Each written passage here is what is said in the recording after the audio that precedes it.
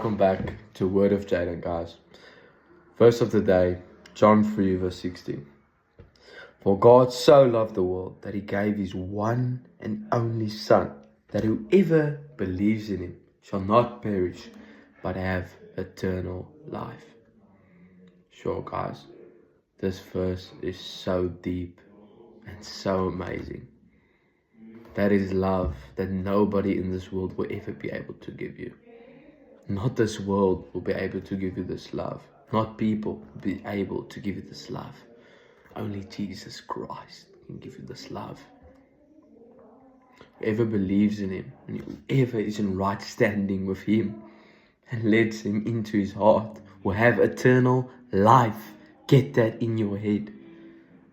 When are you going to start living for Jesus? When are you going to accept his love? Let's start waking up. You can't be hot or cold. You can't be hot and cold for Jesus. You're either hot or you're cold. Wake up and start living for him. And accept his love into your life. Have a blessed night.